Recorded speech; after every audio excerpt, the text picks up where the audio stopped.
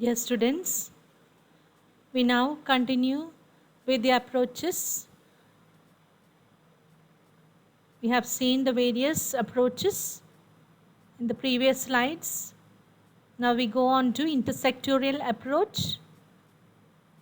You know what is the meaning of this from the word itself. Health cannot be attained by one health sector alone. There are many factors which affect people's health. Example, food production and distribution, water sanitation, housing, environmental protection and education. Each one is dealt by separate sector and socio-economic development and health. So it's very important to have proper coordination between the health and all other sectors concerned at all levels.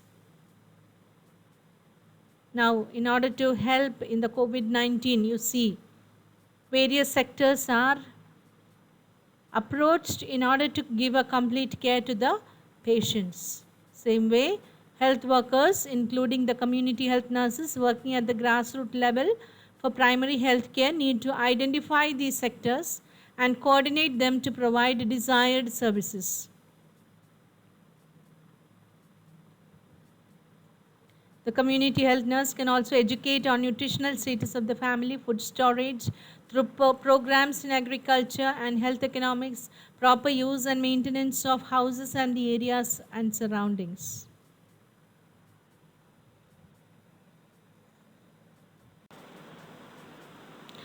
Therefore, health workers, including community health nurse, who can also involve personnel from these sectors at community level to promote the health activities.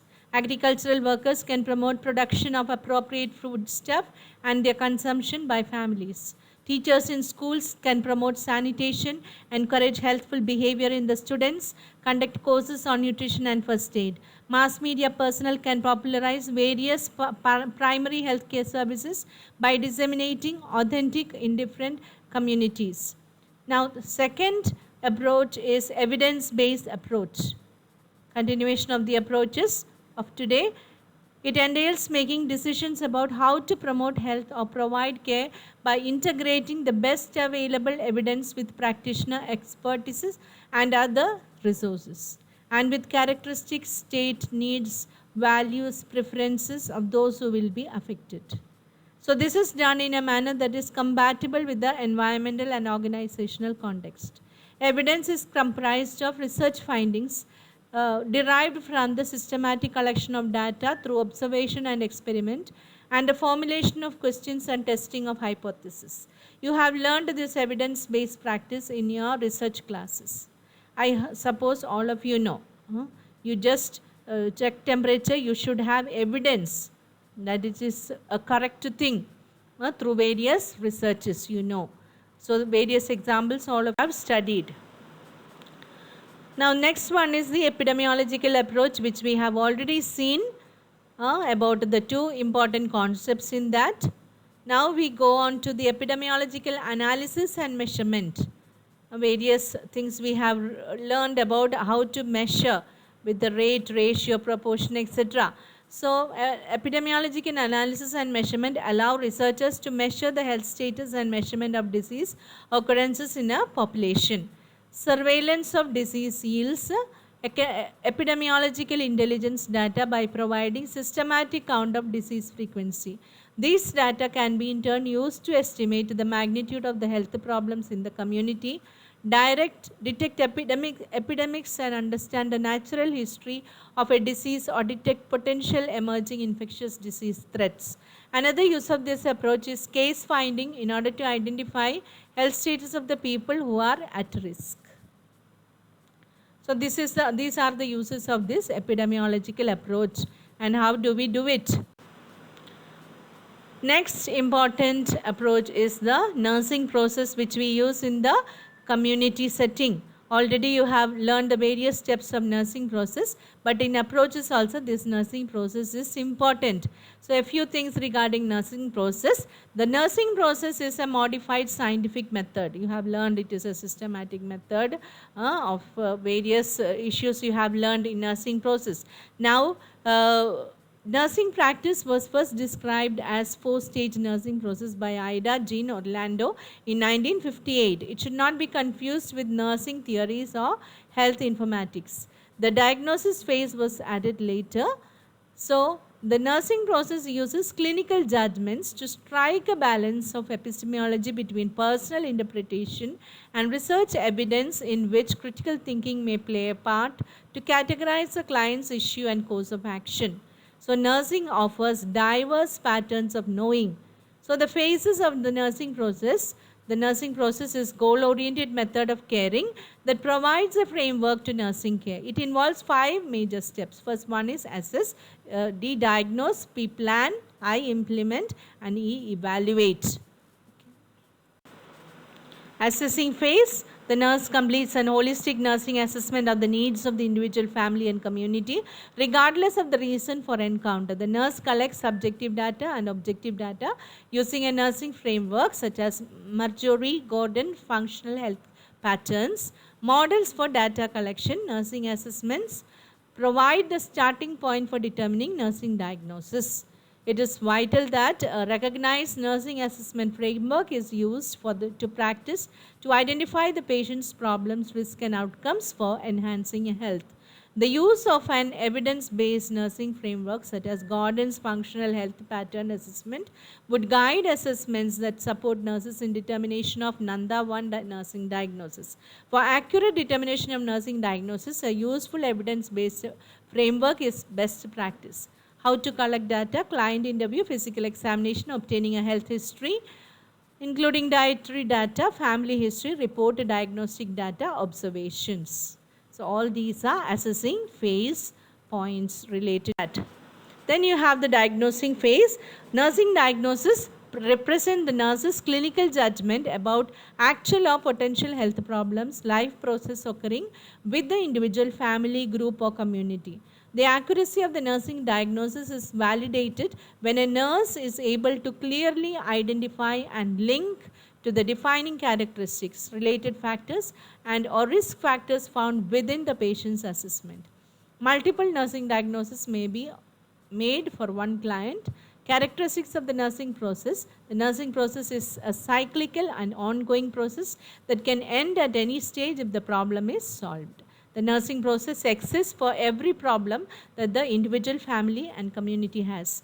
The nursing process not only focuses on ways to improve physical needs, but also on social and emotional needs as well. Cyclic and dynamic, goal-oriented and client-centered, interpersonal and collaborative, universally applicable, systematic. So, the entire process is recorded or documented in order to inform all the members of the healthcare team. Now, we just give a starting point to the nursing theories. In your textbook of the 4th year of the community, you have in detail regarding the nurses, nursing theories. So, all of you must have learnt about this nursing theories in your first year. So, you know, nursing theory is a conceptualization of some aspect of nursing communicated for the purpose of describing, explaining, predicting or prescribing nursing care.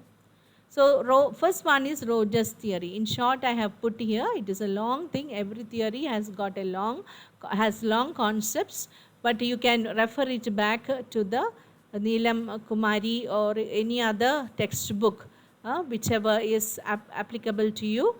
You can refer to your Neelam Kumari book. There it is given in detail. Orem's theory in 1971, this is self-care deficit theory. Nursing care becomes necessary when client is unable to fulfill biological, psychological, developmental or social needs. Orem's self-care deficit theory. So, Martha Rogers theory. Martha Rogers considered individual as a unitary human being, as an energy field coexisting with the universe. Unitary human being. But Orem's theory is self-care deficit theory. How to take care of self. So, nursing care becomes necessary when the client is unable to fulfill biological, psychological, developmental, or social needs. So, it is self care deficit theory. King's theory is in the 1971. Nursing theory is defined as dynamic interpersonal process between the nurse, patient, and healthcare system. The goal of nursing is to use communication to assist client in re-establishing or maintaining a positive adaptation to the environment. Newman's theory in 1972, stress reduction is goal of systems model of nursing practice. Nursing actions are in primary, secondary, tertiary level of prevention. Then you have the Leninger's theory, that is in 1978. Leninger's cultural care diversity and universality theory states that care is the essence of nursing, and dominant, distinctive, and unifying features of nursing is care. To provide care to clients of unique cultures, the nurse selects interventions from one of the following. First one is culture care, preservation and maintenance. Culture care, accommodation and negotiation of both. Culture care is structuring and repatterning. When I say like this, you may not understand each and everything, but after this, you have to go into the textbook to understand the concepts of each theory. But the main aspects only I have put here. Sister Callista Roy's adaptive system. According to this theory, the goal of nursing is to help the person adapt to changes in the physiological needs, self-concept, role function and interdependence relations during health and illness. The need for nursing arises when the client cannot adapt to internal or external environment. So the need for nursing arises when the client cannot adapt to internal or external environment. So the goal of nursing is to help the person adapt to the changes. So that is adaptation theory. Sister Callista Roy's adaptive system. Watson's theory 1979. This theory involves philosophy and science of caring. It's interpersonal process comprising interventions that result in meeting human needs. In addition, the nurse comforts and offers compassion and empathy to clients and families. Then you have Benner and Rubel's theory, 1989. This theory states caring is central to the essence of nursing.